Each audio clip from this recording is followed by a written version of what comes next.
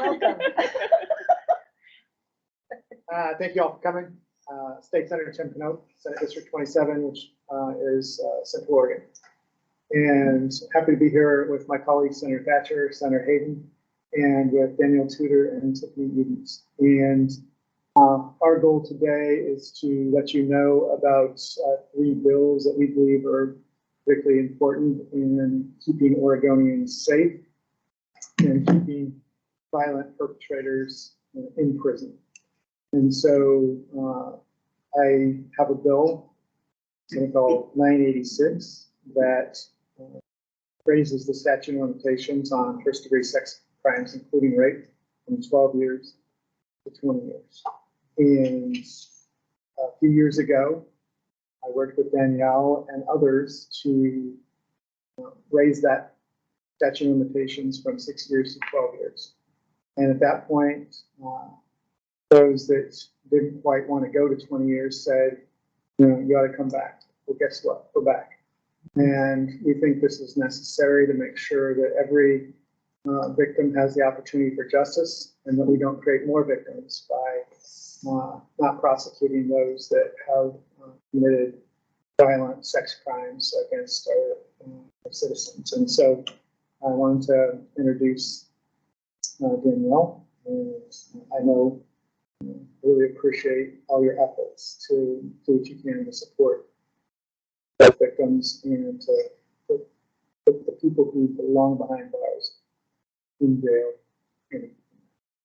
Thank you. And thank you for hosting this today as well. And thank you for being responsive to my phone call. Senator Knope received a phone call from me back in December asking him if he would please sponsor these bills. And I think it's fair to say that this particular bill, 1022, the Senate bill, is really in direct response to what just took place here in the state of Oregon in October, November, and December. So this bill really tackles all the obstacles that we ran into. So do you want to start or over? I'm just grateful to be here. I feel that this bill could alleviate some of the pit holes or the holes in the system. Obviously, in December, when Gilmore was evaluated to be a low level 1 sex offender, obviously we know that that is not correct. It's not a fair assessment. It wasn't a correct evaluation. And so I think with anything, things can be improved, and just using one tool, the static 99R, I don't think that's adequate. As I was telling Danielle, it's almost like a cookie cutter, and they're trying to fit everybody into this one shape. And that's just not the facts of the people that we're dealing with. These are rapists, they're sex offenders, they're child abusers, and it doesn't work, and it's not adequate, and it's not protecting our community, and not protecting me or Danielle. You know, I got justice, okay? I got justice in regards to Gilmore. Danielle did not, and 8 others did not. And so, but okay, I got justice, but the static 99 tool is not protecting me either, because I don't get to know where Gilmore is. And I think that's inadequate. And I really feel like the state of Oregon could be held culpable if he raped again. And I don't think that the next time, if he does do it, there will not be a victim. There will be somebody that is murdered.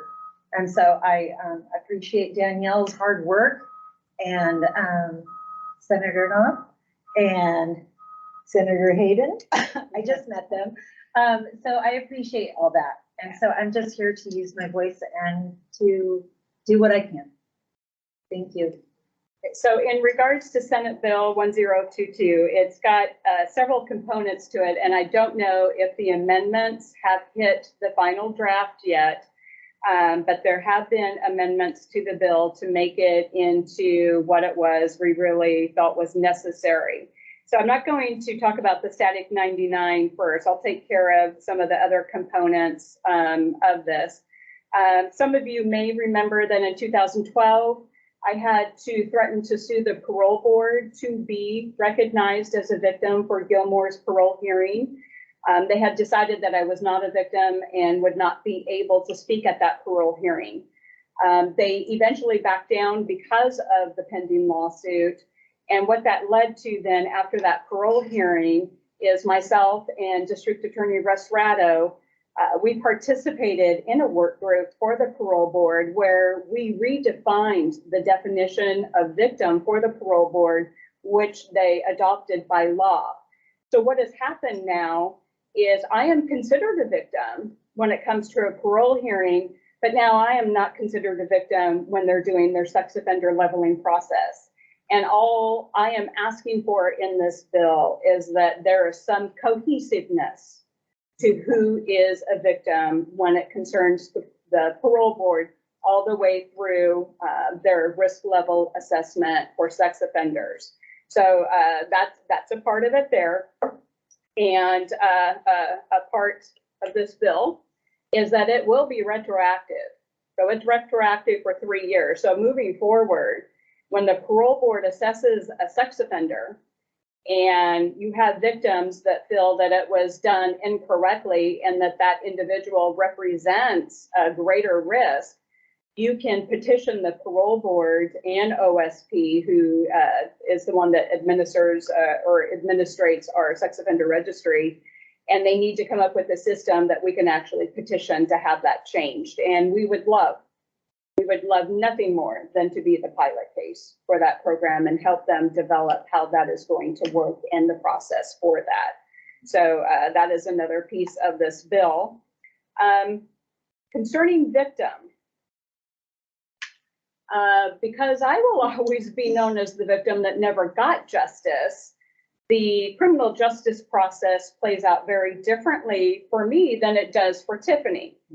I currently have a form now. This will be the 4th time that I have had to prove that I am a victim of Richard Gilmore. What this form is, I was given this form, and for me to be a victim, according to OSP for the sex offender registry, I have to take this form now to Multnomah County DA's office and ask them, would you please sign this form so that OSP knows that I was a victim of Richard Gilmore?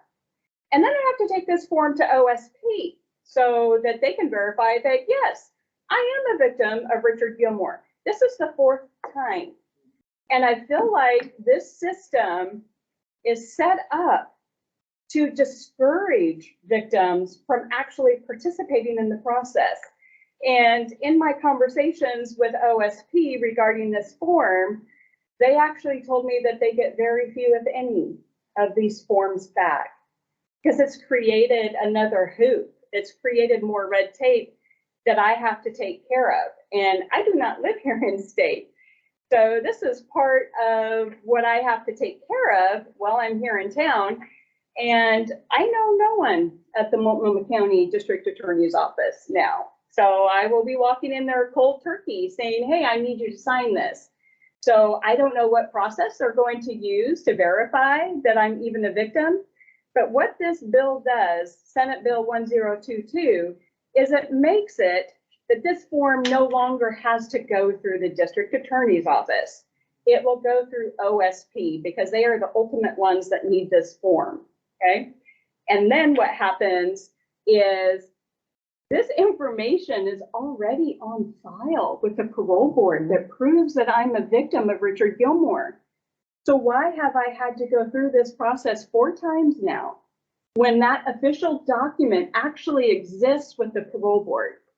So what this bill does is it makes it possible, the nexus of the sex offender registry will all be through OSP.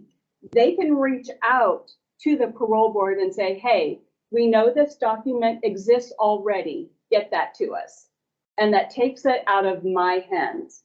And it's one less thing that I have to do to say, hey, I'm a victim. So what it will do is that once that documentation is made, whether it be through the parole board or another state agency, they can get that information so that now that I'm at the fourth time, I wouldn't be at the fourth time, each time having to prove my offender's guilt and my innocence, and that he was my rapist. So this bill helps take care of that and brings that cohesiveness as to who is a victim and not having to go through this verification process so many times.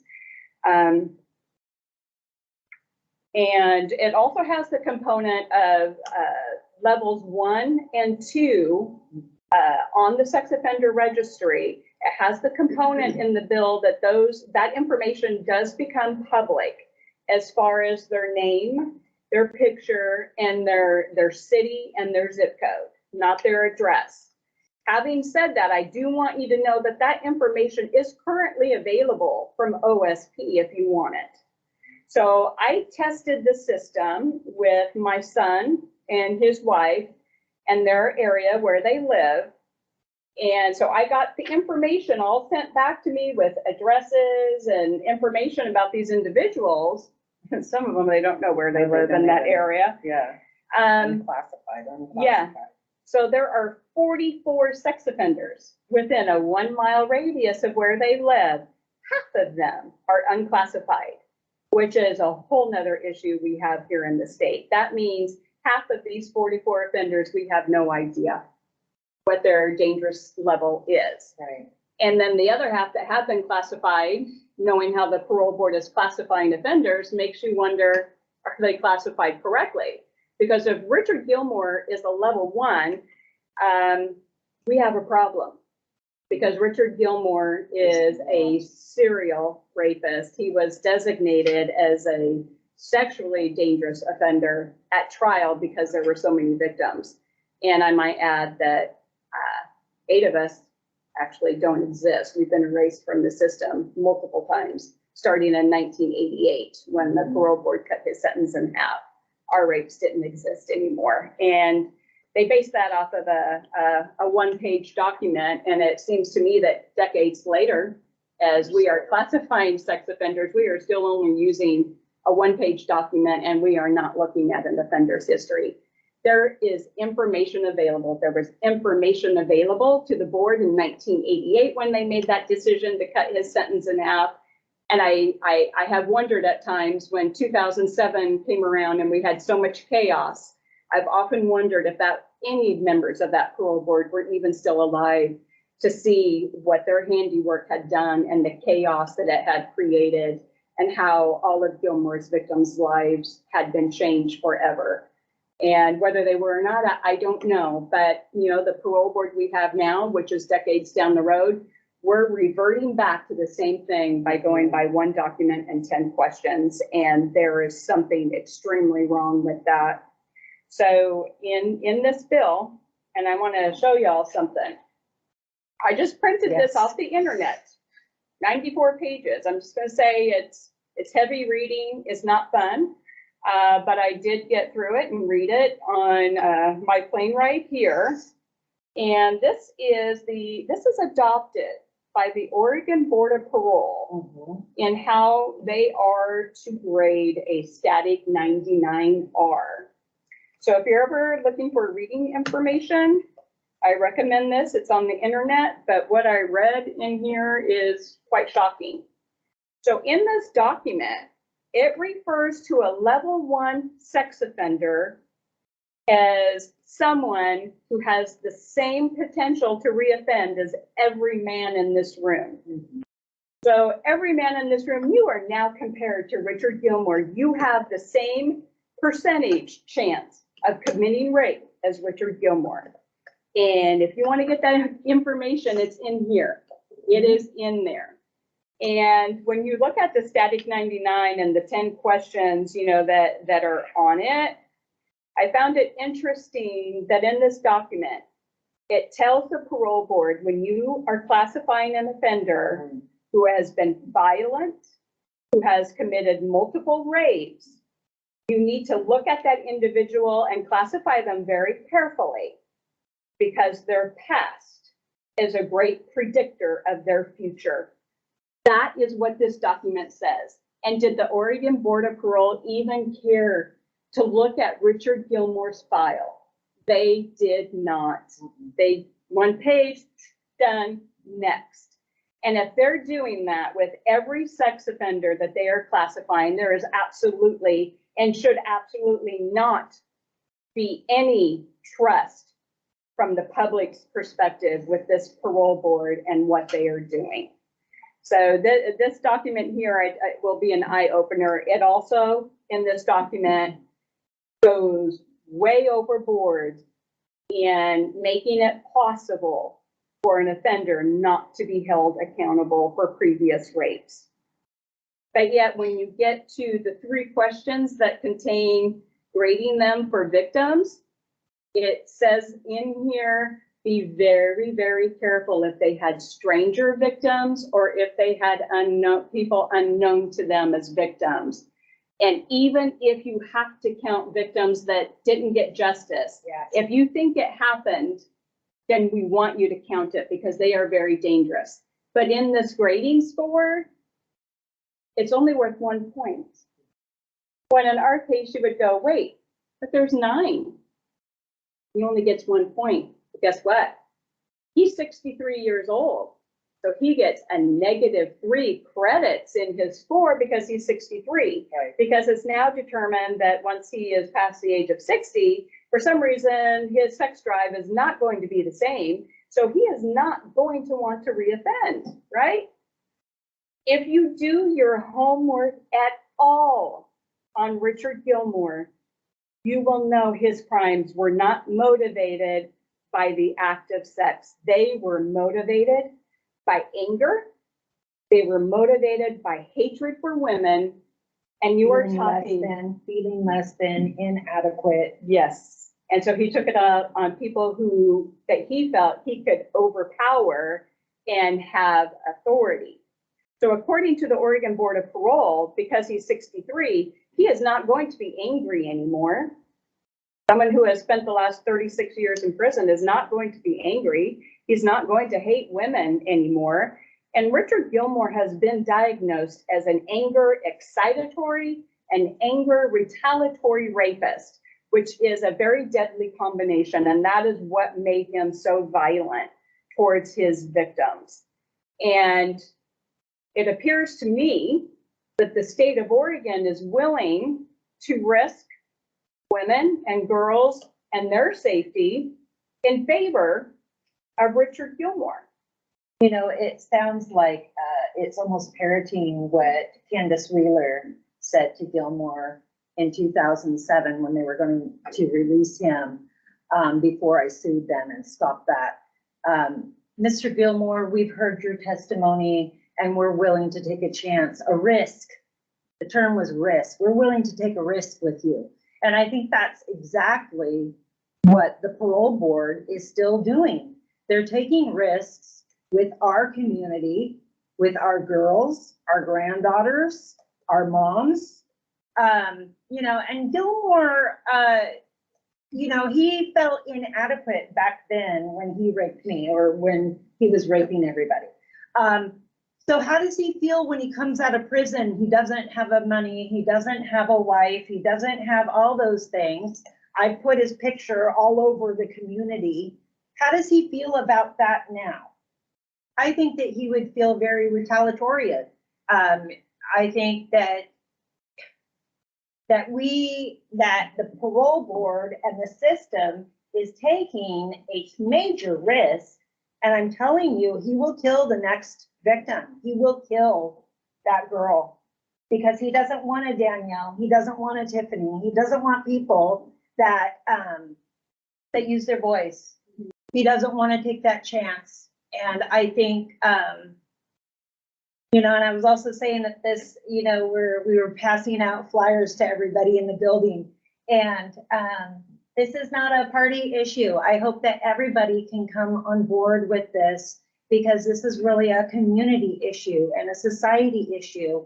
And I know that everything kind of gets a little bit political, but I'm really hoping that we can get past that and that this can be something that we're doing to protect society. to protect people like Danielle too, because, I mean, statute limitations, I'm so grateful that you're working on a 20-year for that, particular sex crimes.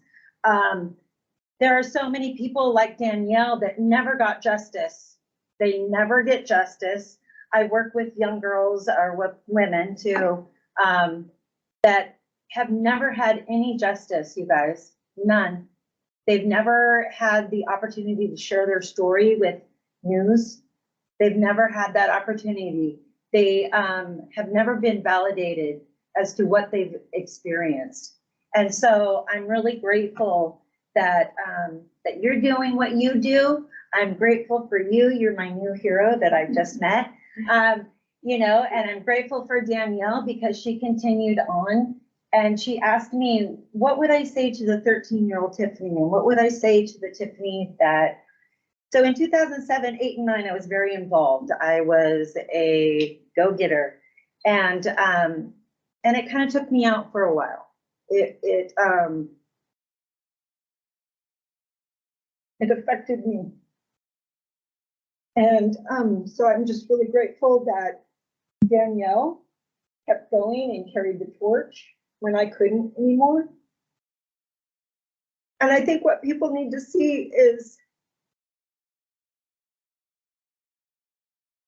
what rape does to people, to young boys, to young girls, to older girls, older boys.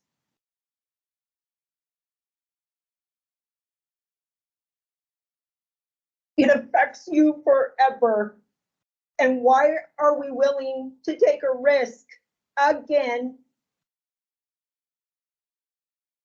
Even just with Richard Gilmore, self-reported, took the police on a tour of all the houses that he went in your neighborhood back at that time to show where he attacked teenage and young women and raped them and beat them. Why are we willing to take a risk again? It infuriates me. So that's why we do what we do. But I just want to say thank you. I was looking for that document that I had. Well, thank you guys. And Yeah. Senator Hayden, I know you might want to have a few comments, and Senator Thatcher as well. Yeah, I just honored to have the position. I'm a state senator now. I've served 4 terms in the House, and going back to 2015, I had the honor to join the process of going through, and we had a large backlog back then of what we call these safe kits or rape kits, and we were able to work with my colleagues and get the backlog of that done. But now that that process has taken place, we've got this leveling system that was put into place, and is really, there was really some good consideration of this, good intent of this when it went into place, but really feel like looking back on the work that we did hasn't developed into what our intent was.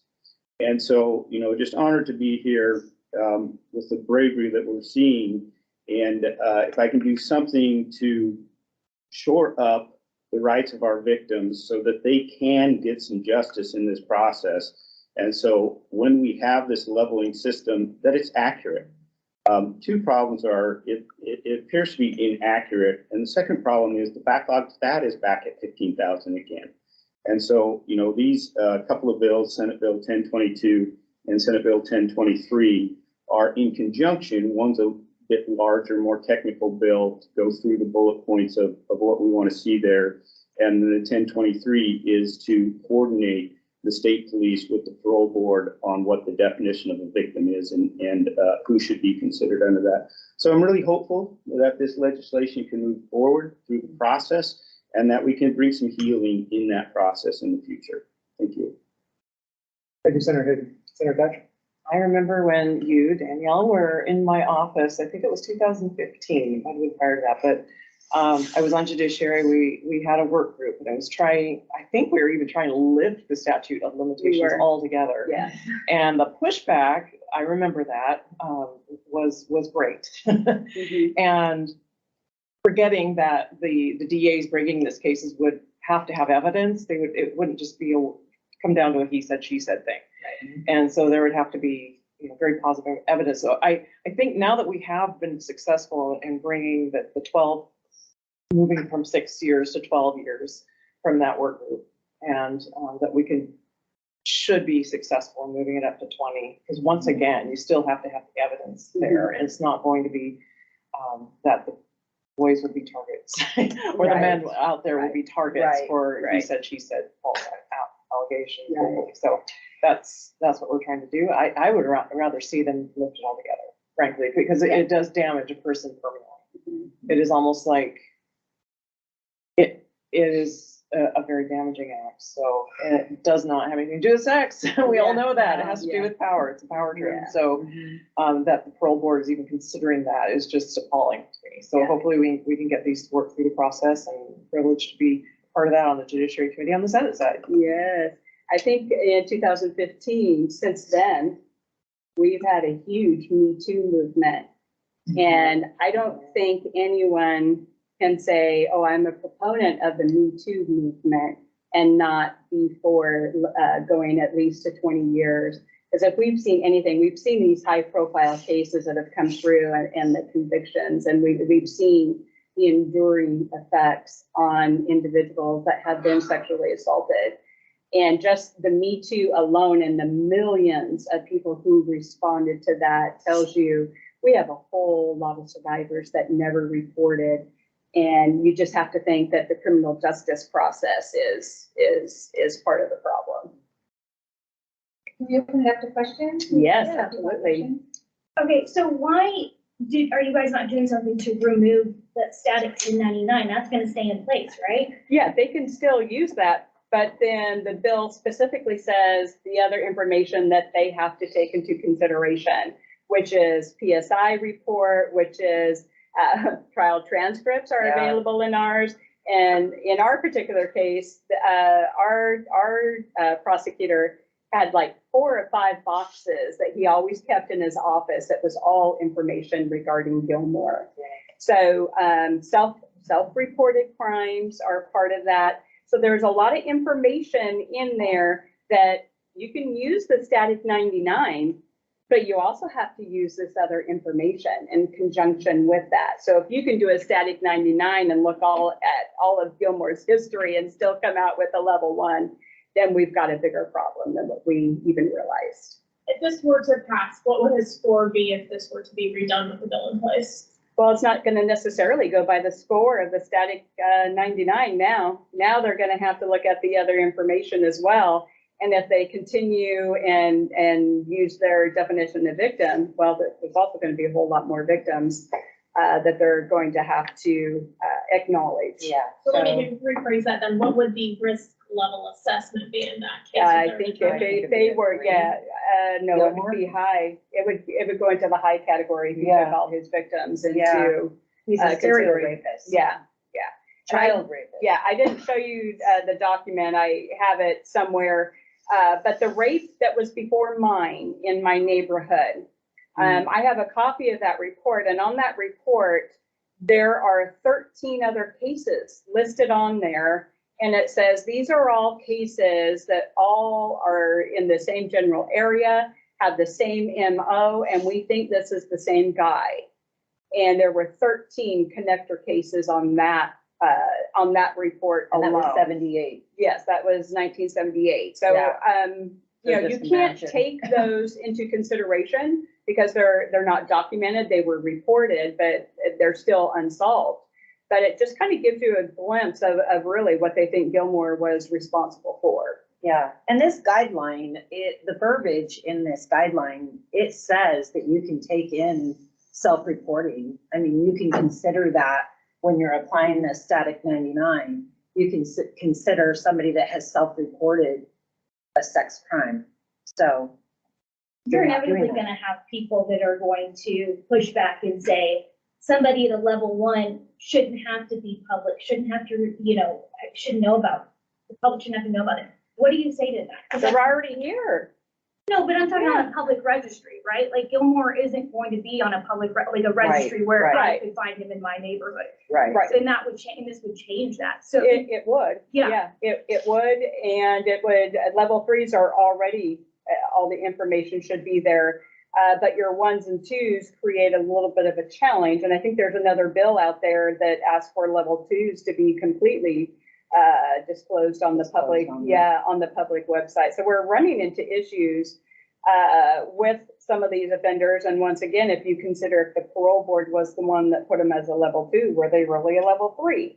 I mean, there's a lot of unknown here because we don't know what the parole board's been doing with their classifications and how it's affected any of the work that they've done. It just creates a lot of distrust. Yeah.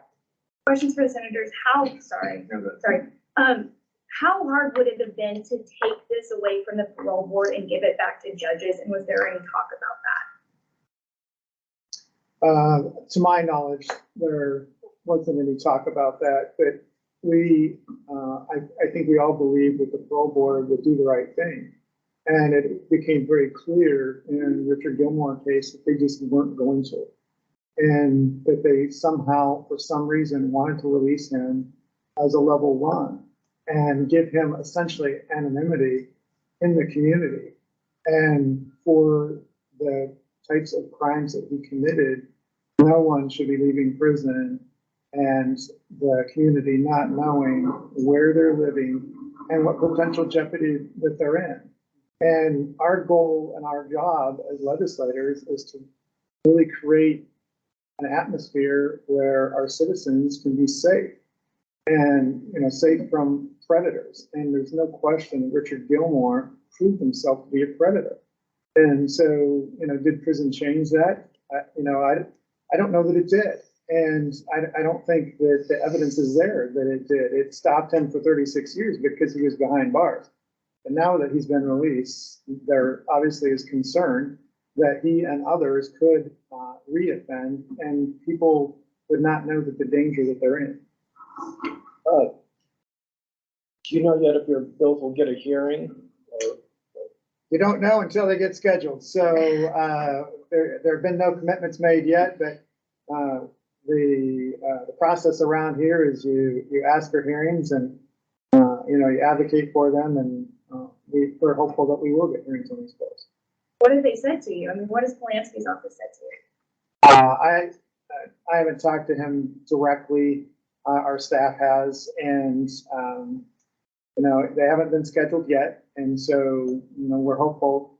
I will tell you that it was when we went through this the last time to try to move this to 12 years, it was pretty difficult because there was not a lot of interest in making this happen. And it was only through pressure from survivors. Brenda Tracy also was involved in that effort and trying to, help out in the situation. And so it's really only through, pressure that we are able to move things forward in this building. Speaking of that pressure, Danielle and Tiffany, have you been meeting with lawmakers to try and get these things to move forward? That's what we're doing Yes. today. Yes. And I will say that we do meet with Senator Polanski this afternoon, and we also meet with Representative Brock this afternoon. Yeah, and we've been handing out I don't know if you guys saw, but I handed out on the day that he was released, and it was taping everywhere in Portland, the flyer with a picture of him on there, and then a face sheet about the bill. And so we're just trying to get out there and let them know, let them see the faces that are behind some of the reasons why these bills are being proposed and, attempted to get passed, because it's really there are a lot of people behind these bills. There's a reason for it. There's a reason to do it. And so that's what we've been doing.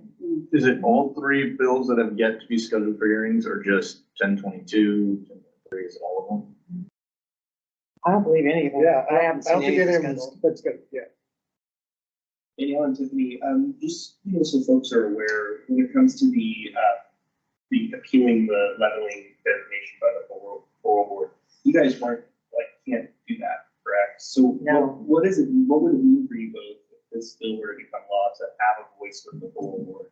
Oh, I would be excited to speak with the parole board again.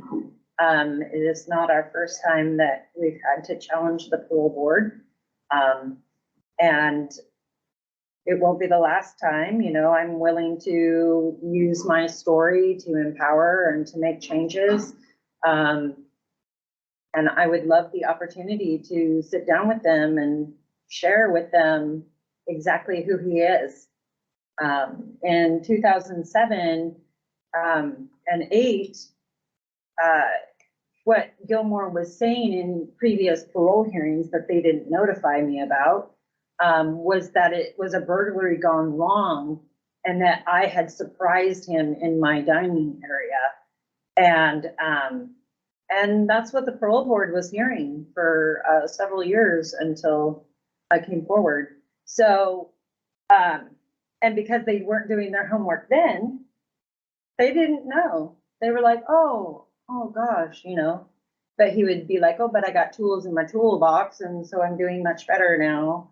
And so, what I feel is that it's a lot of work. I'm sure it's a lot of work. I mean, they have how many inmates are in prison, or how many sex offenders, or I don't know all those numbers, but I'm sure that there are lots.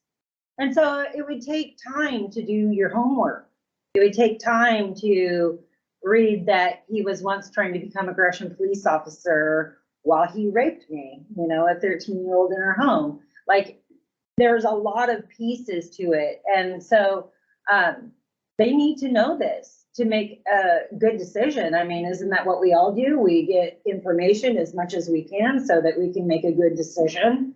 And the parole board needs to be doing that because they're dealing with people that are very dangerous and can cause harm and cause injury to people that are living in our community. I think the unassessed universe is about 15,000 people as of the last count. Okay, so unassessed, 15,000 sex offenders that they know that they're sex offenders and we have no idea about them. Isn't that kind of scary? That's scary to me because I have been raped and I know it's violent and it's horrible. So I think as a community, we should start raising our voices and saying, this is wrong. We need to do something about this and we want to know. You're talking about on the street?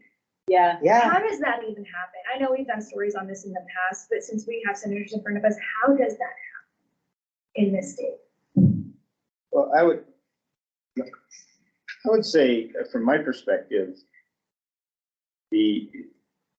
one of the intents that may not be spelled out in the bill, but clear to me, is we need to be able to hold, when we pass legislation, we need to be able to hold these agencies accountable. And I feel like the parole board has not been held accountable. And the fact that a victim could go back and say, I want to review that. I want a say in that assessment. First of all, we've got 15,000, there's about half of them out there that haven't been assessed. That's a problem. That's a dereliction of duty of the parole board. So we need to be able to hold them accountable. And so this bill is intended at holding them accountable. But in order to reinforce that, we really want to give a voice to the victims to be able to say, I get a review. I get a review of what you did. And that can bring a publicity to it that is very helpful. And I hope healing process for the victims that have been through this, because it gives them the voice. Right now, I don't feel like we have accountability from what the legislature has requested and frankly demanded. We're not getting the product that we had hoped for. And the victims are not getting their due justice, and they don't have a voice in the process. And that is the problem. It can be basically done behind closed doors without opening those. You know, we need to kind of let the sunshine in on this and hold the parole board, quite frankly, accountable for the actions that they're doing or not doing. So if there's a 15,000 backlog of unassessed sex offenders, what are some of the solutions that lawmakers are looking at to address that? I mean, these are solutions for a different issue, right? An important issue, but it sounds like it would also increase the list at some point if they're putting extra work on their plate. Well, one of the requests from the agencies has been, we need 30 more full-time people to do this. In this bill, we set aside $6 million to do that. When we had roughly a 15,000 backlog on the safe kits, we funded it. And our Secretary of State at the time went through an audit and verified that that was caught up. So that getting caught up pushed the ball forward, if you will. And so then we have all of these that the next step is to make sure that they are assessed. And that's the part that's not happening. So we've caught up on the safe kits. Now we need to catch up with how they're determined into the system that we have, and we're not getting there. And I feel like, with the budgets that we have here in the state of Oregon, we have the funds to do this. We just need to make it a priority, and I think that's our obligation. So is there a fiscal impact then to these bills for that purpose?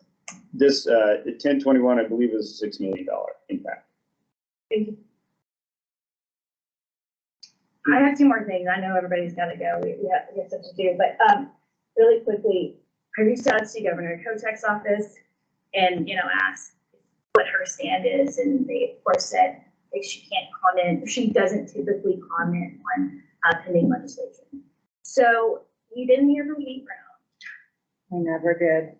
We've attempted, I don't know how many people wrote letters, called. And she's silent, the current governor is silent on this. And Yeah, that's- I think that in an interview, a couple interviews, I asked, the opportunity to sit down with Kate Brown or Protect, and it never came to fruition, and not even a phone call or an email saying, oh, we got your letter, thank you, Yeah, nothing. you didn't know what happened No, to anything. yeah. What would you say to her silence today then? I want to say I read an article somewhere in November or December that Kotek had made the comment that she did not agree with his sex offender leveling. Now, I'd have to do some research on that, but I am almost 100% positive I saw Yeah, a media I did, piece where yeah. she said that it was wrong. So let's hope that she will stand behind that and be willing to, be part of the solution for this issue and not be silent. I'm hopeful as well, because she has also stated very unequivocally that she wants our agencies to be accountable to the people, and she's Yeah. I'm very hopeful there that she would stand behind that and have these agencies do what they were intended to do. And her having been part of the legislative process, she knows what we were intending. So Yeah. I think I am hopeful. What year were Gilmore's crimes? What year were they committed against both of you? I was November 11th, 1979. I was December 5th, 1986.